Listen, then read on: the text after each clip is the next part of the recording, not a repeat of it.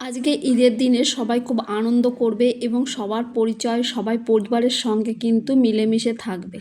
কারণ এই মিলেমিশে থাকাটা কিন্তু সবার পক্ষে সম্ভব হয় না। একটা বছর পর এই অনুষ্ঠানটা আসে, তাই সবাই মিলেমিশে থাকলে কিন্তু সবার মন খারাপ, মন সুখ, দুঃখ সব একসঙ্গে থাকতে হবে এবং পরিবারের সুখ, শান্তি, সমৃদ্ধি সব কিছু নিজের দায়িত্বে রাখাটাও কিন্তু খুবই জরুরি বিষয়।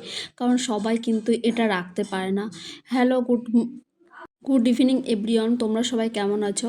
দেখো, এই ভিডিওটা করা হয়েছিল কয়েকদিন আগের, যখন মেঘলা আকাশ ছিল না, ঝলমলে আকাশ ছিল, সেই দিনটাই কিন্তু করা হয়েছিল এই ভিডিওটা। দেখতেই পাচ্ছ, বুঝতে পারছো, কারণ জমিতে কিন্তু কোনো কাদা নেই। কারণ এই দুদিন ধরে যা বৃষ্টি হচ্ছে জমিগুলোতে সবই কাদা হয়ে গেছে, কিন্তু এখন জমিতে কাদা নেই, অনেকটা আগেই ভিডিওটা করা ছিল। আর দেখো, এই যে ঘাস দেখতে পাচ্ছ, আর ঘাসের ভিতর কিন্তু অনেক শাক হয়েছে, যে শাকগুলো কিন্তু খেতে হয়। এবং এই টাটকা টাটকা শাকগুলো কিন্তু সব বস্তা ভর্তি করে কিন্তু নিয়ে আসা যায়। দেখো কত শাক হয়েছে, পুরো ঘাসের ভিতর শাক। এই শাক আর ঘাস কে কে দেখেছো এরকম অবস্থা? দেখতে পাচ্ছ কতটা সুন্দর লাগছে দেখতে, পুরো ঘাস, তার ভিতর শাক হয়ে রয়েছে, কত শাক। এই শাকগুলো কিন্তু খেতে হয়। আর এই যে তার ভিতর কিন্তু পটল গাছ রয়েছে, এই পটল গাছগুলো কিন্তু এখনো ছোট, টাল দেওয়া হয়নি।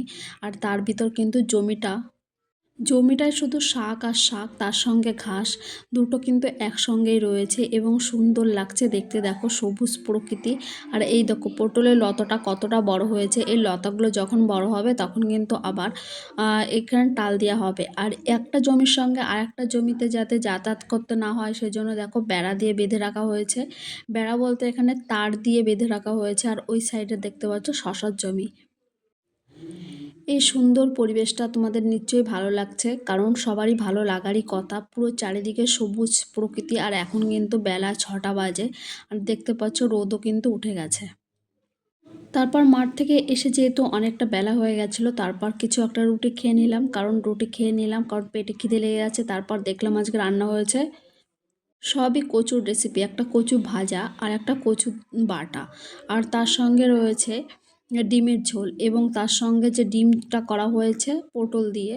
আর এদিকে করা হয়েছে হলো লাউ ঘন্ট, যেটা ডালের বড়িতে করা হয়েছে। এইগুলো দিয়ে কিন্তু আজকে খাবারটা খাওয়া হয়ে যাবে। কারণ আজকে কিন্তু অনেকটা বেলা হয়ে গেছে এবং খিদেও পেয়ে গেছে, তাই কিন্তু এইগুলো দিয়ে আজকে খাবারটা খেয়ে নিলাম। আর বিকালবেলা দেখলাম আমার কাকিমারা সুপারি পচিয়ে রেখেছে, আর এই সুপারিগুলো কিন্তু আবার গাছ লাগানোর জন্য করা হবে। এই গাছগুলো কিন্তু সব মাঠে লাগানো হবে, তাই এই সুপারিগুলো কিন্তু ভালো করে পচাতে হয়, না হলে কিন্তু গাছের যে চারাটা সেটা বের হয় না।